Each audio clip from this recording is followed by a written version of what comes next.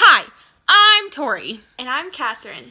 And today we're going to tell you about the 1940s. In the 1940s, women were educated on how to make their older clothes fit the new fashion styles and how to conserve material. Clothing was modeled after utility clothing produced during war rationing. Squared shoulders, narrow hips, tailored suits, and skirts that ended below the knee were popular. A typical outfit was a blouse with padded shoulders and a skirt. Pants for women gained popularity in the 1940s. By 1947, the new look, which embraced femininity, consisted of rounded shoulders, shapely bust lines, closely defined waistlines, and slightly padded, full, billowing skirts that hung just below the calves. Teenage girls would wear sweaters, knee-length skirts, and bobby socks.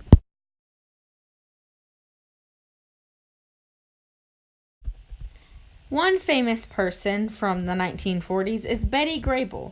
She was a famous actress and she starred in the film I Wake Up Screaming. Bud Abbott and Lou Castillo were a comedic duo that were famous in the 1940s, and they starred on the Abbott and Castillo show. Bob Hope was another famous actor in the 1940s, and he starred in the movie The Ghost Breakers. World War II had a great influence on entertainment in the 1940s.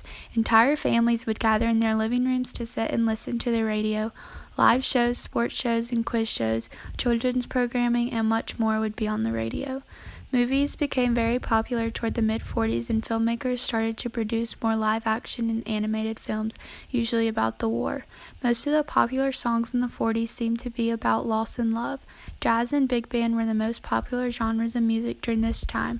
The 1940s are known as the golden age of American musical theater, and popular shows such as Oklahoma, Kiss Me Kate, and Annie Get Your Gun all opened on Broadway during this decade.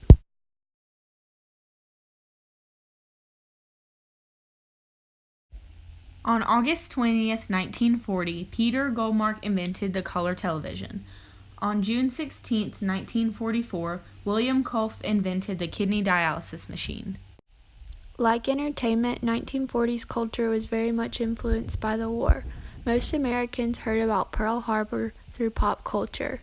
A lot of the culture was anti-German and anti-Japanese. The 1940s brought us the Jeep, the Slinky, Velcro, Tupperware, and the Frisbee. Rationing was a big part of the 1940s culture that is very different than today. You couldn't just buy everything like you wanted like you can today. After the war, people could focus more on pop culture.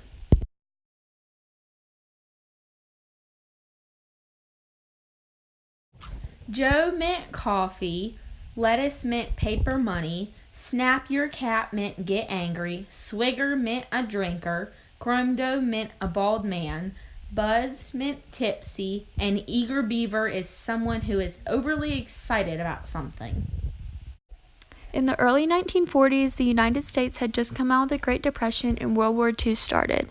The attack on Pearl Harbor by Japan happened on December 7, 1941. The U.S. emerged as a world power. Franklin D. Roosevelt won both the 1940 and 1944 presidential elections.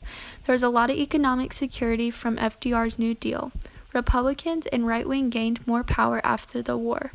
Reorganized government and a more powerful military also happened after the war. The United States focused on fighting communism, and the Cold War started in 1947. Harry Truman won the 1948 presidential election. Women began working because of the need for jobs, unemployment rates were low, and there was phenomenal economic growth. The United States was the world's richest country. Major corporations grew even more. Americans moved out of inner cities and into suburbs to accommodate for their big families after the post-war baby boom, and there were new highways. One piece of visual art in the 1940s was Rosie the Riveter. It was a campaign poster aimed at getting women to join defense industries during the war. It says iconic. She was the most iconic image of a working woman. During the war, way more women started to enter the workforce, and Rosie the Riveter helped to bring out this change.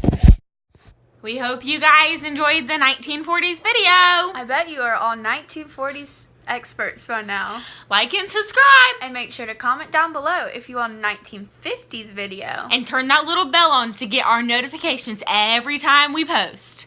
Bye, history!